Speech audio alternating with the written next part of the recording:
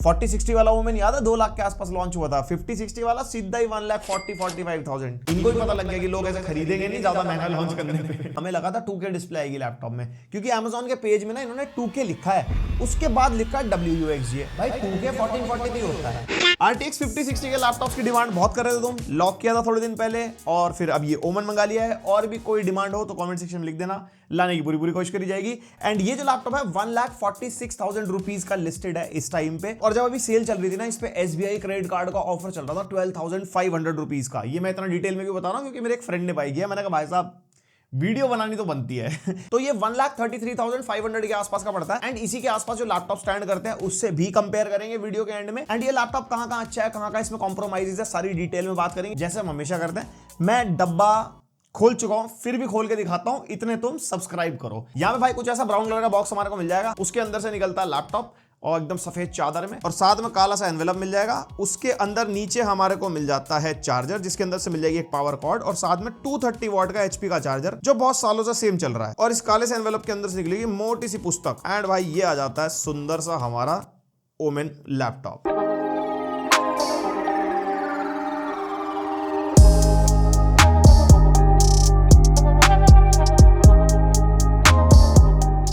And भाई build और design से शुरुआत करते हैं। सेम चेस ही है जैसे लास्ट ईयर की थी, ऊपर ओमेन की ब्रांडिंग है, वही पॉलीकार्बोनेट बिल्ड में पूरा लैपटॉप है। इधर नीचे O16 लिखा है हमारा पीछे की तरफ, और एक हाथ से आराम से लिड ओपन हो जाएगी। और जब लिड ओपन करने की बात चल रही है तो भाई screen wobble, yes screen wobble कम हो गया है पहले के कंपैरिजन में, बट ऐसा नहीं है कि बिल्कुल ही स्टेबल हो, just like Lenovo Legion, Predator या ROG Strix वगैरह। पीछे कुछ 120-130 डिग्री तक लास्ट ईयर चला जाता है, और टॉप लिड फ्लेक्स थोड़ा बहुत हमारे को मिलता है, और कीबोर्ड फ्लेक्स भी यहाँ पे थोड़ा बहुत है। बिल्ड क्वालिटी नो डाउट अच्छी है, और लैपटॉप का वेट टिपिकल गेमिंग लैपटॉप वाला है 2.45 kg, और अगर चार्जर भी इंक्लूड कर लेते हैं तो 3.1 kg के आसपास इसका वेट निकल के आता है। और लैपटॉप की थिकनेस अच्छी खासी है, क्योंकि गेमिंग लैपटॉप है 25.4 mm के आसपास। और मेरे को ना पिछले ओमेन के कंपैरिजन में थोड़ा ज्यादा बल्कि फील हो रहा है। और बाकी बॉटम में इंटेक के वेंट्स मिल जाएंगे हमारे को, और जो एग्जॉस्ट वेंट्स है हमारे को लेफ्ट राइट और पीछे की तरफ मिल जाते हैं। अब जरा तकनीकी बातें सुन लो। Intel Core i7 14650HX processor है इसके अंदर, जो 16 कोर 24 थ्रेड्स वाला प्रोसेसर है। और RTX 5060 के अंदर 8GB VRAM वाला GPU है 115 वाट TGP के साथ। और भाई आज की डेट में अगर आप देखोगे ना, जिस प्राइस पे 4070 होता था, उस प्राइस पे 5060 है। और 5060 बेसिकली 4060 का सक्सेसर है। जैसे हम साइड बाय साइड कंपेयर करके देख रहे थे 3D Mark Time का ग्राफिक्स स्कोर, तो यहाँ पे 5060, 4060 एंड 4070 हमने कंपेयर किया था,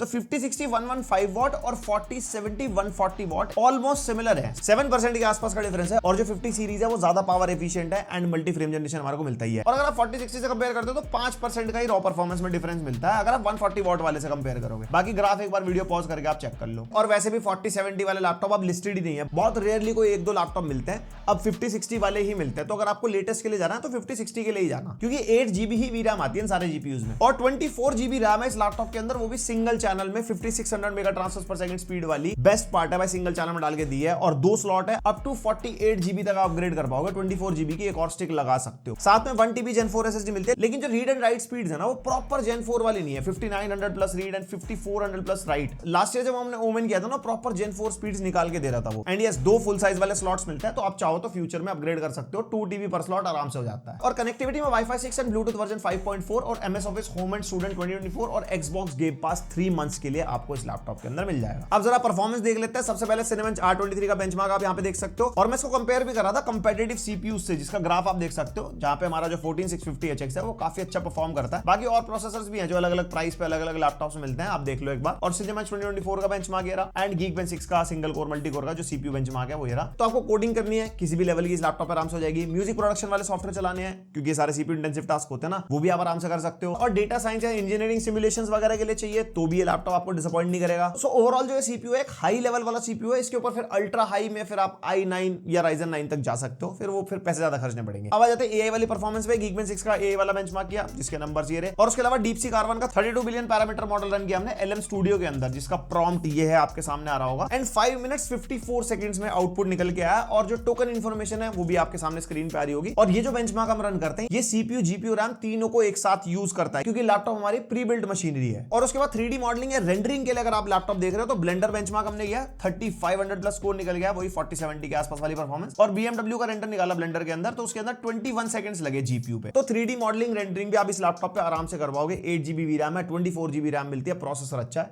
कोई दिक्कत नहीं आने वाली। उसके बाद आगे एडिटर्स लोग, Puget Bench for premiere pro जिसके अंदर 8900 plus core, after effects 9300 plus, DaVinci Resolve 6900 plus and photoshop 7100 plus. तो किसी भी लेवल की video editing like 4K 60 FPS 10 bit वाली फुटेज एडिट करनी हो, फोटोशॉप वगैरह आपको उसके ऊपर चलाना हो, इलिस्ट्रेटर हो गया, DaVinci चलाना है, ये लैपटॉप टच से मस नहीं होगा बिकॉज रैम भी अच्छी खासी है, जीपीयू भी अच्छा खासा है, इवन आफ्टर इफेक्ट्स वगैरह भी अगर आप चलाते हो तो एडिटर्स लोगों के लिए भी लैपटॉप बढ़िया है। उसके बाद जीपीयू की परफॉर्मेंस के लिए 3D Mark X5 हमने निकाला जिसके नंबर्स आप देख सकते हो, CPU, GPU and overall number. और Geekbench 6 का OpenCL स्कोर भी निकाला, 1,05,000 के आसपास स्कोर निकल गया। और VR Mark का बेंचमार्क भी जिसमें 12,400 प्लस यानी कि सुपर स्कोर है। तो अगले दिन VR हेडसेट कनेक्ट करके VR गेमिंग अगर आपको करनी है वो भी इस लैपटॉप पे आप कर पाओगे। वैसे मेटाक्वेस्ट की वीडियो है चैनल पे, एक बार वो देख लेना कैसे VR गेमिंग वगैरह क्या सीन है। एंड यस, जैसे जीपीयू की परफॉर्मेंस है, गेम डेवलपमेंट भी अगर आपको करनी है तो वो भी आप इसके ऊपर कर पाओगे, बट वो बहुत सब्जेक्टिव चीज है, किस लेवल की गेम डेवलपमेंट कर रहे हो, किस इंजन पे आप काम कर रहे हो, कितना बड़ा आपका प्रोजेक्ट है। बट 5060 अच्छा खासा जीपीयू है, मिड से लेके अपर लेवल वाले काम आप सारे कर पाओगे। और भाई थर्मल्स के मामले में लैपटॉप एक नंबर परफॉर्म कर रहा है। हमने एक्सट्रीम स्ट्रेस टेस्ट किया, प्राइम 95 चलाया घंटे के लिए, सीपीयू मैक्सिमम 80 डिग्री तक गया, 73 डिग्री का एवरेज मेंटेन कर गया और मैक्सिमम क्लॉक स्पीड 5.18 गीगाहर्ट्ज तक गई और 2.76 का एवरेज मेंटेन करके गया। और जो सीपीयू की टीडीपी एक बारी के लिए तो 138 वॉट तक गई थी, लेकिन वही 91 वॉट का एवरेज मेंटेन कर गया था, जितनी पावर पुश कर भी पाता। सेम जीपीयू हमने देखा, जीपीयू मैक्सिमम 83 डिग्री तक गया था जिसमें 114 वॉट तक एवरेज मेंटेन कर गया था वॉटेज का। और परफॉर्मेंस की इतनी बात होगी तो गेम टेस्ट भी देख लेते हैं। सबसे पहले वैलोरेंट, यहाँ पे एवरेज हमारे को 430 FPS के आसपास मिल रहा है बिकॉज सीपीयू इंटेंसिव गेम है और 1200p हाई सेटिंग्स पे बढ़िया FPS निकाल के दे देता है। और बैटरी परसेंटेज भी हमने यहाँ पे ऑन करी है कि भाई लंबे टाइम गेमिंग में कुछ बैटरी ड्रेन वगैरह तो नहीं हो रही।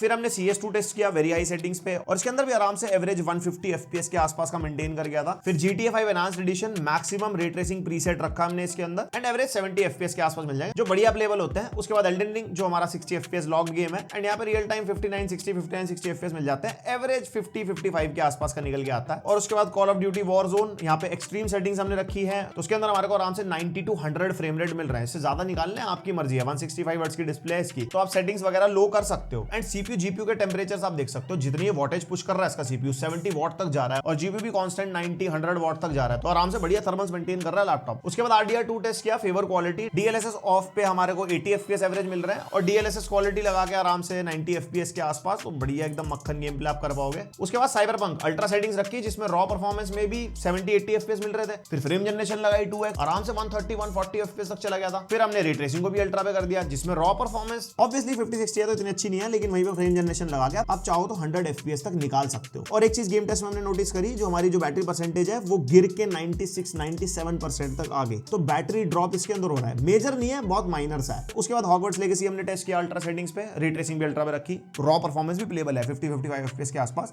फ्रेम जनरेशन लगा के तो भैया तहलका 100-120, ओहो। फिर Assassin's creed shadows ultra high settings, ray tracing भी वेरी हाई पे, DLSS ऑफ पे, तो भैया मजा ही नहीं आया खेल के। और फ्रेम जनरेशन भी हमने इसके अंदर लगाई क्वालिटी पे, उसके अंदर भी हमारे को 20-25 FPS ही मिल रहे थे। तो यहाँ पे आपको सेटिंग्स गिरानी पड़ेगी अच्छी परफॉर्मेंस निकालने के लिए इस गेम में। हम तो एक पर्टिकुलर सेटिंग्स पर टेस्ट करते हैं जिससे आप कंपेयर कर पाओ दूसरे लैपटॉप से भी। फिर द लास्ट ऑफ अस 2, और यहाँ पे अच्छे फ्रेम रेट मिलते हैं भाई दोनों सिनेरियोज में, फ्रेम जनरेशन लगा के भी एंड रॉ परफॉर्मेंस में भी प्लेबल FPS है। And horizon forbidden west very high settings पे नॉर्मली भी 60 FPS दे रहा है विदाउट DLSS, और फ्रेम जनरेशन लगा के तो बढ़िया अपना 100 प्लस मिल जाता है। बट हाँ 1% लोज वगैरह थोड़े रॉ परफॉर्मेंस में ज्यादा मिल रहे थे, मतलब ड्रॉप आता है बीच बीच में। उसके बाद ghost of सुशीमा very high settings पे आराम से 70 एवरेज FPS निकाल के देगा, फ्रेम जनरेशन में तो भैया डबल 140-150 के आसपास। फिर वहीं पे हेलब्लेड 2 टेस्ट किया, रॉ परफॉर्मेंस ठीक ठाक थी, 25-30 FPS निकाल रहा था, बट फ्रेम जनरेशन लगा के बढ़िया आप 50-55 FPS तक निकाल सकते हो उसके अंदर। उसके बाद स्पाइडरमैन 2 आ गया जिसके अंदर रॉ परफॉर्मेंस भी 45-50 FPS के आसपास थी, कभी कभी ड्रॉप हो गया अंडर 40 जा रहा था, लेकिन फ्रेम जनरेशन जैसे आप लगाते हो तो 70-75 FPS मिलते हैं, बट ये विदाउट रे ट्रेसिंग है। फिर हमने रे ट्रेसिंग को वेरी हाई पे करा, उसके बाद तो फ्रेम जनरेशन लगाने के बाद भी अच्छे FPS नहीं आ रहे थे, 20-22 के आसपास आ रहे थे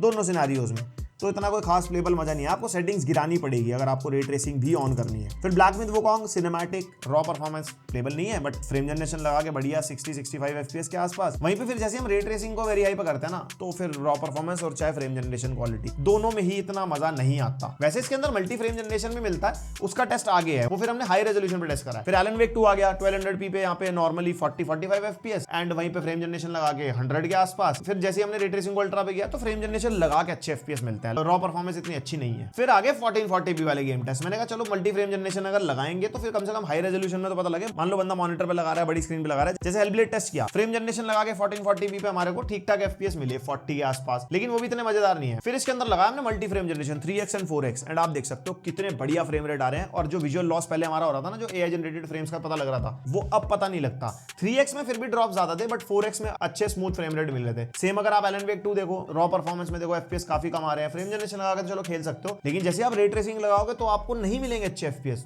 वैसे तो 1200p पे भी नहीं मिल रहे थे, 1440p पे भी नहीं मिल रहे। फिर वहां पे देखो मल्टी फ्रेम जनरेशन का तड़का आता है, क्योंकि यहाँ पे देखो 3x और 4x लगा के कितना स्मूथ हमारा गेम प्ले हो गया। तो आप हाई रेजोल्यूशन पे या हाई सेटिंग्स पे मल्टी फ्रेम जनरेशन लगा के डेफिनेटली आप खेल सकते हो। ब्लैक में तो वुकोंग भी टेस्ट करके देख रहे थे हम, फ्रेम जनरेशन लगा के विदाउट रे ट्रेसिंग सिनेमैटिक पे अच्छे फ्रेम रेट मिल रहे थे 1440p पे। बट रे ट्रेसिंग लगाते तो फिर GPU ने मना कर दिया ना कि भैया एकदम से अटकना शुरू हो गया, बिल्कुल एकदम ओहो ना जी। लेकिन इसके अंदर मल्टी फ्रेम जनरेशन लगा के भी हमारे को अच्छे फ्रेम रेट नहीं मिल रहे। उसका एक रीजन है, क्योंकि जो रॉ फ्रेम रेट्स थे ना वो ही अच्छे नहीं थे। तो मल्टी फ्रेम जनरेशन तभी अच्छा काम करेगी जब आपके रॉ फ्रेम रेट्स बेटर होंगे, क्योंकि उसी को तो मल्टीप्लाई करता है ना। और हाँ, अच्छे थर्मल्स से लैपटॉप के तो जो कीबोर्ड टेम्परेचर है सेंटर से 33-34 डिग्रीज, नमपैड के आसपास से भी 32-33 के आसपास, और जो ऊपर एरिया होता है वहां पे भी 33 के आसपास, और नीचे जो आपका जहां पे रिस्ट रहती है वहां पे भी 26-27 डिग्रीज के आसपास। तो लैपटॉप कुछ भी सच गर्मी फील नहीं देता। और फिर आ जाते हैं पोर्ट्स। यहाँ पे राइट साइड में USB 3.2 Gen 1 type A port मिलता है सिंगल। फिर आ जाता है बाकी पोर्ट्स लेफ्ट साइड में, एक 3.2 Gen 1 टाइप A पोर्ट, एक 3.2 Gen 2 टाइप C पोर्ट, जो DP 1.4 को सपोर्ट करता है। 4K 240 हर्ट्ज तक का आउटपुट ले सकते हो, लेकिन इंटेल UHD से है, एनवीडिया से नहीं है। लेकिन ये जो टाइप C पोर्ट है PD को भी सपोर्ट करता है, अप टू 100 वॉट तक की PD आपको मिल जाएगी। बाकी पोर्ट्स बैक साइड में है, 3.2 Gen 2 टाइप A पोर्ट एक है, एक HDMI 2.1 का पोर्ट है जिसका आउटपुट एनवीडिया RTX 5060 से मिलता है, 4K 240 हर्ट्ज तक जा रहा था प्रॉपर, और RJ45 LAN पोर्ट मिलता है और एक पावर इनपुट का पोर्ट मिलता है। पोर्ट्स में थोड़ा सा डाउनग्रेड हुआ है। लास्ट ईयर वाले ओमेन में हमारे को 2 थंडरबोल्ट 4 के पोर्ट मिल रहे थे, इसके अंदर नहीं है कोई भी थंडरबोल्ट 4 का पोर्ट। वैसे उसकी एक्सेसरीज इंडिया में आती भी नहीं है, थंडरबोल्ट वाले eGPU एनक्लोजर्स वगैरह जो भी है, जिसका आप फायदा उठा पाओ, और बहुत रेयरली ही लोग उसको यूज करते हैं। जैसे लीजन ने भी अपना थंडरबोल्ट 4 हटा दिया, तो बहुत सारे ब्रांड्स हटा रहे हैं कॉस्ट बचाने के लिए, ताकि लैपटॉप की प्राइसिंग कम लाई जा सके। 4060 वाला ओमेन याद है 2 लाख के आसपास लॉन्च हुआ था, 5060 वाला सीधा ही 1,40,45,000। इनको भी पता लग गया कि लोग ऐसे खरीदेंगे नहीं ज्यादा महंगा लॉन्च करने पे।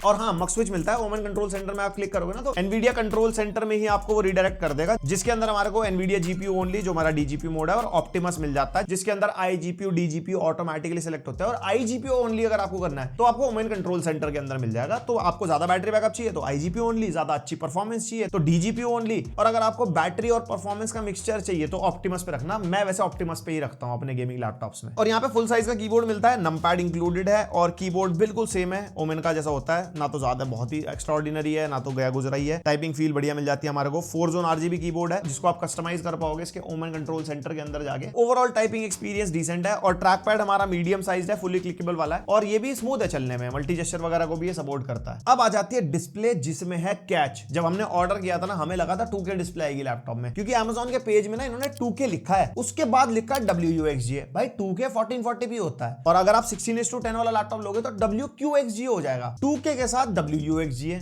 भाई साहब HP वालों क्या कर रहे हो, ये मिसलीडिंग नहीं हो गया? भाई तुम्हारा क्या ओपिनियन है मेरे को कमेंट करके बताओ। और इसके अंदर जो डिस्प्ले है 16 इंचेस की IPS डिस्प्ले है विद WUXGA रेजोल्यूशन, यानी कि 1200p वाली डिस्प्ले है, 16:10 डिस्प्ले है, 165 हर्ट्ज का रिफ्रेश रेट है, कोई भी डायनामिक रिफ्रेश रेट का सपोर्ट नहीं है। और ब्राइटनेस हम टेस्ट कर रहे थे भाई, अप टू 446 निट्स तक की ब्राइटनेस निकल गया है, जो कि अच्छी है। और कलर गैमेट भी अच्छा निकला, 100% sRGB, 79% EIP3, Adobe RGB और NTSC की वैल्यूज भी अच्छी है। बट कोई भी HDR का सपोर्ट नहीं है, और कोई भी एक्स्ट्रा सर्टिफिकेशन नहीं है, TUV, Randland, Dolby Vision, ये सब जो इस प्राइस पॉइंट के लैपटॉप से जल्दी से मिलती भी नहीं है। वो फिर महंगा मसाला, ROG Strix car, Lenovo Legion, मोटे पैसे, ओहो। And display experience is good. आपको गेम खेलना हो भाई बढ़िया स्वाद आएगा, आप OTT वगैरह देखते हो, कंटेंट कंज्यूम करते हो, इवन अगर आप एडिटर हो, कलर ग्रेडिंग वाले टास्क करते हो फोटोज एंड वीडियोस में, तो डिस्प्ले कलर एक्यूरेट है, डिसअपॉइंट आपको नहीं करेगी। और भाई ये इसका वेबकैम टेस्ट है, माइक भी लैपटॉप का यूज हो रहा है, 1080p 30 FPS वाला वेबकैम है, जो कि एक अच्छी चीज है। और स्क्रीन वॉबल कुछ इतना है, अगर लैपटॉप पे टाइपिंग करते हो, थोड़ा बहुत हिलाते हो, तो थोड़ा बहुत स्क्रीन वॉबल आपको शायद मिल सकता है, डिपेंडिंग अपॉन द यूसेज। और क्वालिटी कैसी लगी मेरे को कमेंट करके बताओ। और यहाँ पे फिजिकल शटर भी मिलता है वेबकैम के ऊपर, जिसको आप बंद करके रख सकते हो अगर आप वेबकैम यूज नहीं कर रहे, अगर हैक वैक हो जाए, आपका एक्सेस चल रहा हो, सारी चीजें पहुंच जाती है आगे।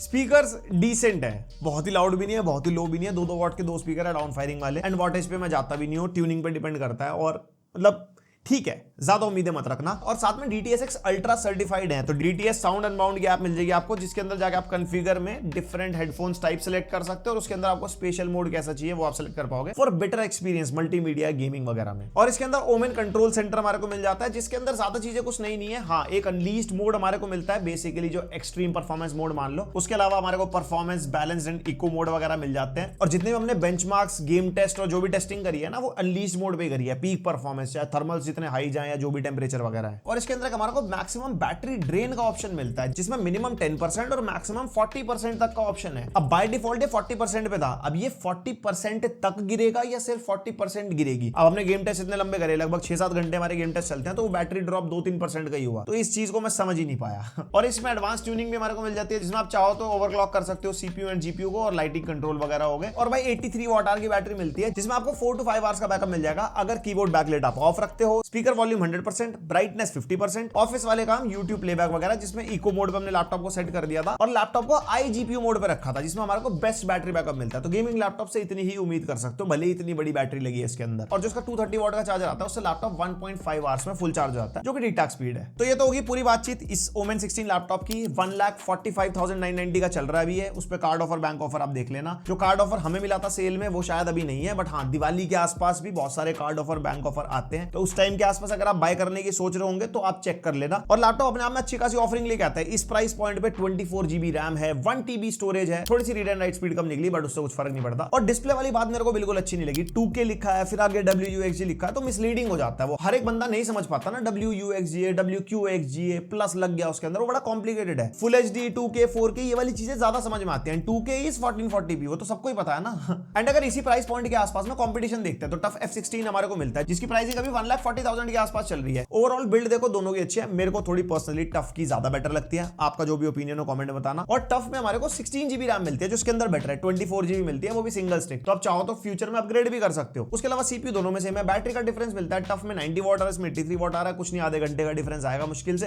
एंड डिस्प्ले दोनों के अंदर 100% RGB वाली है, 1200p वाली है, लेकिन टफ के अंदर 300 निट्स की डिस्प्ले मिलती है। इसके अंदर 400 प्लस निट्स की ब्राइटनेस है, तो डिस्प्ले के मामले में ज्यादा ब्राइट ये फील होगा। एंड ओवरऑल 5,000 रुपए अगर आप एक्स्ट्रा डालोगे तो वो चीजें आपको बेटर ये निकाल के दे भी रहा है। मतलब ओवरऑल दोनों ही लैपटॉप अपनी अपनी जगह अच्छे हैं। उसके बाद आ गया Lenovo का लॉक 5060 वाला, जिसका रिव्यू हम कर चुके हैं। And build and design wise मेरे को ओमेन बेटर फील होता है लॉक के आगे, बिकॉज ओमेन HP की एक प्रीमियम साइड वाली सीरीज है और Lenovo लॉक जो है वो लीजन से नीचे आती है, जो बेसिकली HP की विक्टस होती है। तो ऑब्वियसली थोड़ा बिल्ड एंड डिजाइन वाइज वो थोड़ा सा इससे डाउन फील होता है। एंड लॉक के अंदर 24 जोन RGB कीबोर्ड मिलता है, इसमें 4 जोन है, ये पर्सनल चॉइस बन सकती है। और बैटरी का डिफरेंस आता है, लॉक वही 60 वॉट आर लेके बैठा है, इसमें 83 वॉट आर है। डेफिनेटली आपको इसके अंदर ज्यादा बैटरी बैकअप मिलेगा, उसमें 3-3.5 घंटे, इसमें 5-5.5 घंटे के आसपास। और CPU लॉक में 14700HX है। दोनों में कितना डिफरेंस है ग्राफ आप देख सकते हो अपने सामने। दोनों में 5060 मिलता है, लॉक में 100 वॉट 5060 है, लेकिन डिफरेंस ज्यादा नहीं आएगा बिकॉज 50 सीरीज ना काफी पावर एफिशिएंट है। 100 वॉट और 115 वॉट, और आपने गेम टेस्ट में देखा भी ज्यादातर 100 वॉट तक ही जाता है 5060, तो परफॉर्मेंस सिमिलर आएगी। और लॉक में 16 GB रैम है, ओमेन में 24 GB है, यहाँ बेटर हो गया। और डिस्प्ले के मामले में भी दोनों में सेम है, बट हाँ, ओमेन के अंदर हमारे को 400 निट्स वाली डिस्प्ले मिलती है, लेकिन जो लॉक की प्राइसिंग है 1,32,000 के आसपास मिलती है, जो इससे 14,000 रुपीज कम है। तो डेफिनेटली लॉक भी काफी अच्छी खासी सेंस बनाता है। एक बार उसका वीडियो देख लेना, अपनी माइंड चॉइस बना पाओगे। हाँ, Lenovo लॉक को अगर आप Lenovo की वेबसाइट से बाय करते हो ना, तो वहां पे कस्टमाइजेशन ऑप्शन मिलते हैं, जिसके अंदर आप 1440p वेबकैम कर सकते हो, 32 GB रैम भी कर सकते हो, तब भी उसकी प्राइसिंग मैक्सिमम 1,43,000 तक जाती है। तो डेफिनेटली काफी सेंस बनाता है। बैटरी वाला पार्ट एक बड़ा डील ब्रेकर बन सकता है, उसके अलावा तो दोनों लैपटॉप ऑलमोस्ट बढ़िया है। अब एक Alienware 16 Aurora एडिशन भी है, 1,31,000 का 5060 है उसके अंदर। उसके अंदर Core 7 240H प्रोसेसर है, जो इससे कंपेयर करते हैं ना मल्टी कोर में, भाई ये वाला प्रोसेसर तो पछाड़ देता है उसको अच्छा खासा, 62% बेटर है। और Alienware के अंदर 80 वॉट वाला 5060 है। तो मैंने ना वेट चेक करा लैपटॉप का, 2.57 kg मेंशन्ड है। मेरे को लगा थिन सीरीज का होगा, जैसे Predator Slim वाला आया है OLED डिस्प्ले के साथ, तो मेरे को थोड़ा सा लगा कि वो लैपटॉप अपने प्राइस के हिसाब से थोड़ा ज्यादा ही चार्ज कर रहा है। ऑब्वियसली Alienware का नाम लग गया। वैसे इस लैपटॉप का मैं रिव्यू करने की सोच रहा हूं, अगर ज्यादा तुम्हारी डिमांड आती है कमेंट सेक्शन में, तो डेफिनेटली हम इसको मंगाएंगे। एंड ये था HP ओमेन का पूरा रिव्यू, कंपैरिजन भी कर दिया दूसरे लैपटॉप के साथ, और मेरे हिसाब से ना बहुत बढ़िया प्राइसिंग पे उन्होंने लैपटॉप लॉन्च करा है, अगर 5060 लैपटॉप के हिसाब से देखते हैं। बाकी और कोई लैपटॉप का अगर रिव्यू चाहिए जो रह गया चैनल पे, आप कमेंट कर सकते हो। यहां तक आगे तो लाइक शेयर सब्सक्राइब, और